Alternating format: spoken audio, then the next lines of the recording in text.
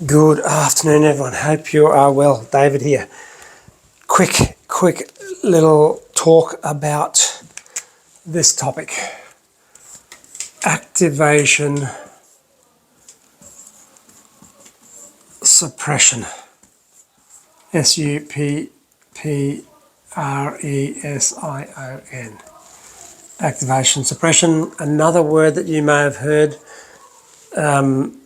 if you work in the industry. Arthrogenic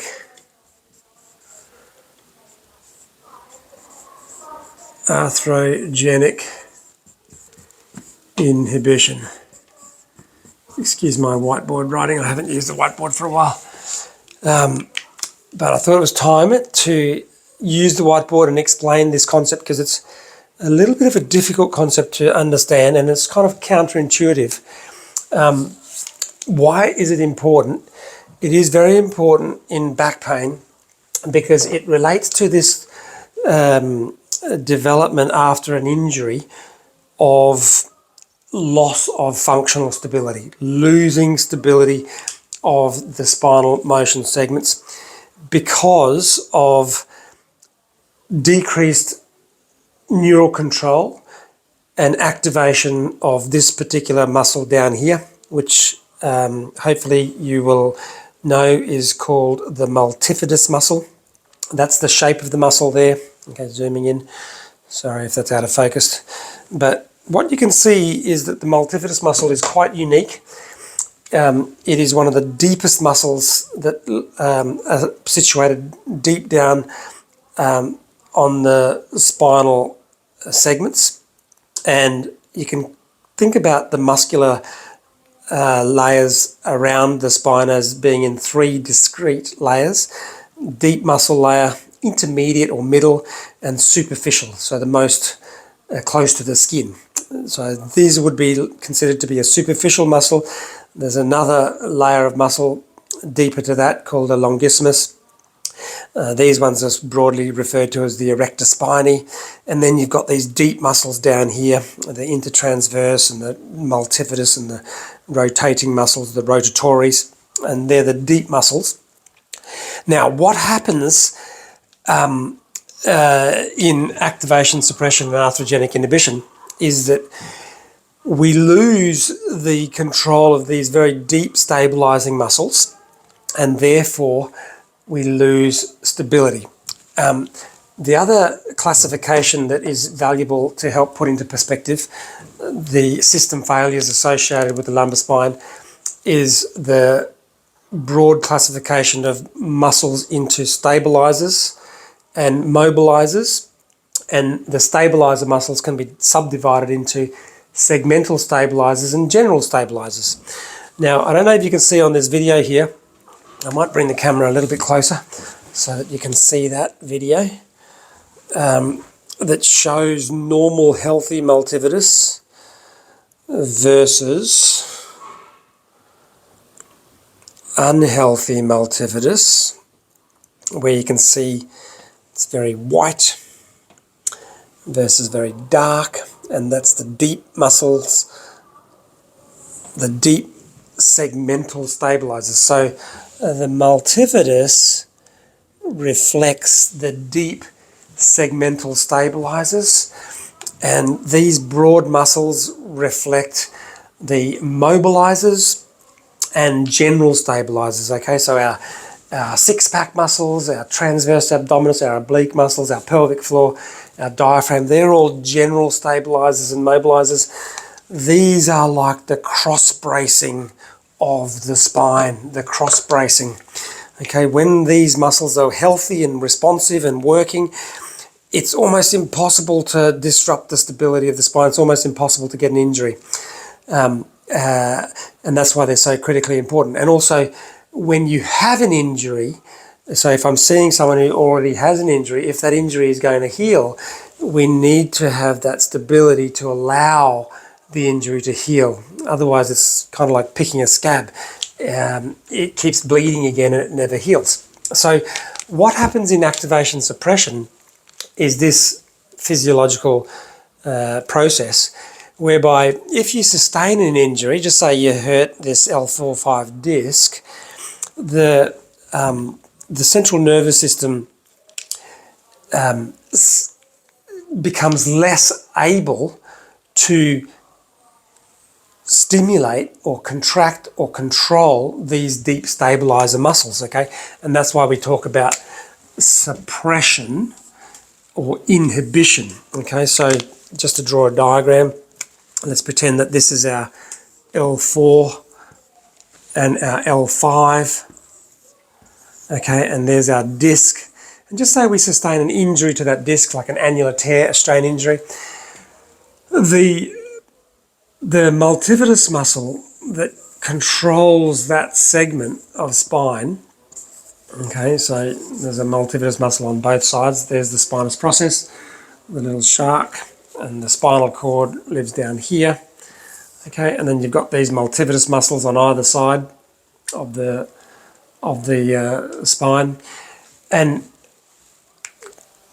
the central nervous system realizes there's a threat, there's an injury, there's been damage, okay?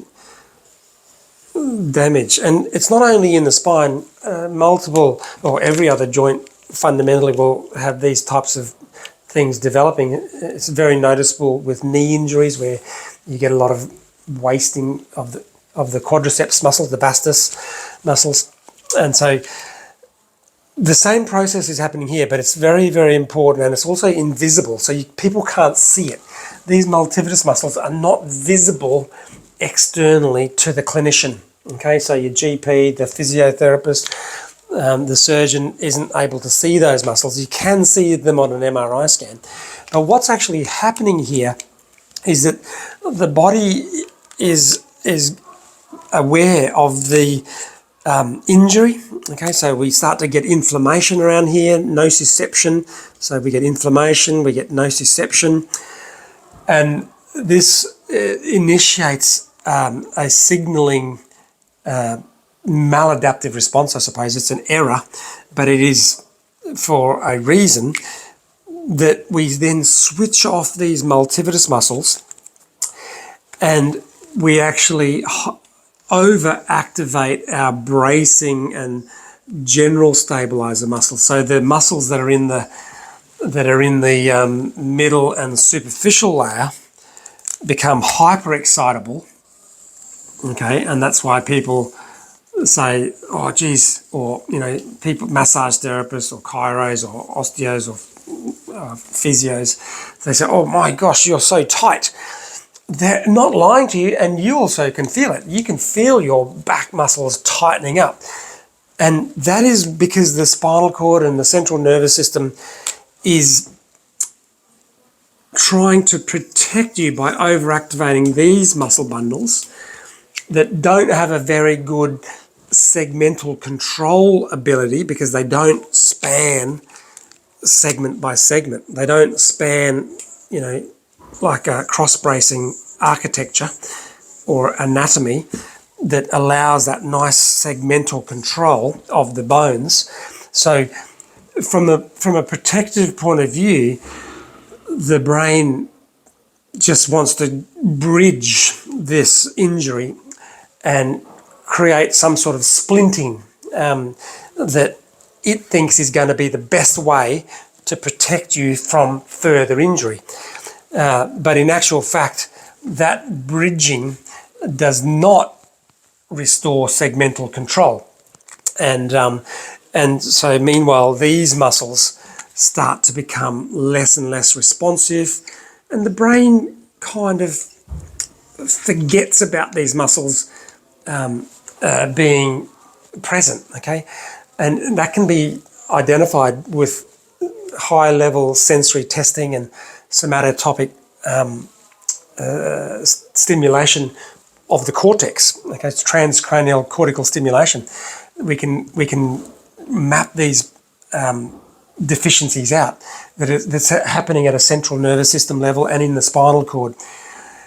And it's almost like the brain is going, okay, well, we don't need this really delicate finesse and exquisite stability control of our spine, because when these are working really nicely, the body is capable of maintaining stability and doing all sorts of amazing things. So think about gymnastics and artistic movements and all of the things that we do in our life, and without getting an injury, because of the wonderful neural control and coordination of these muscles. The brain is saying, no, you're injured. I don't want you to be able to do any of those amazing things with your body. I just want to blanket splint you, okay? And that's kind of the evolutionary principle behind activation suppression and arthrogenic inhibition.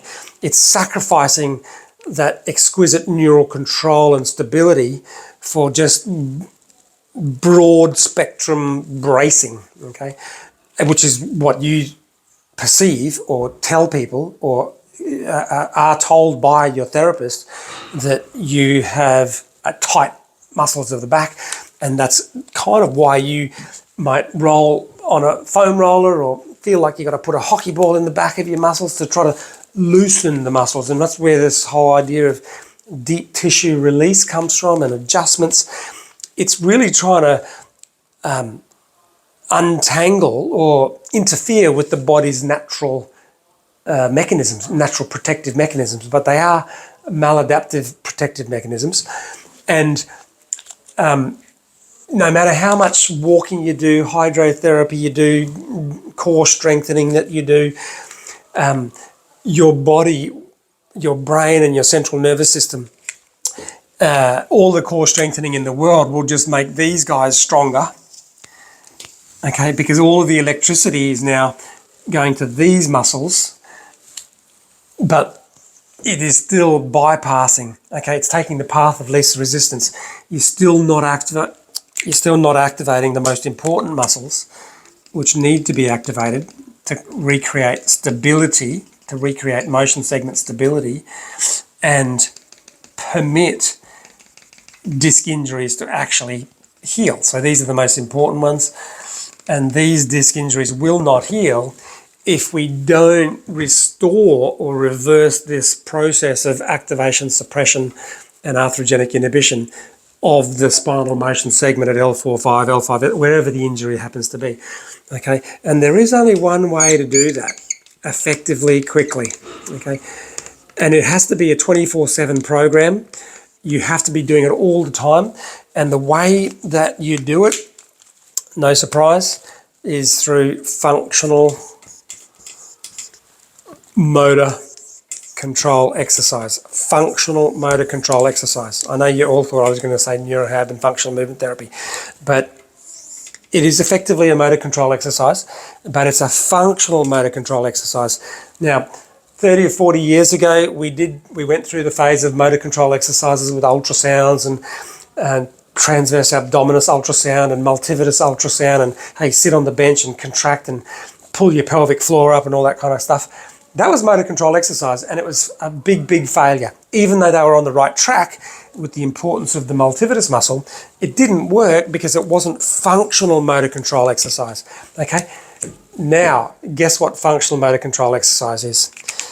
Functional motor control exercise is functional movement therapy, also known as neurohab.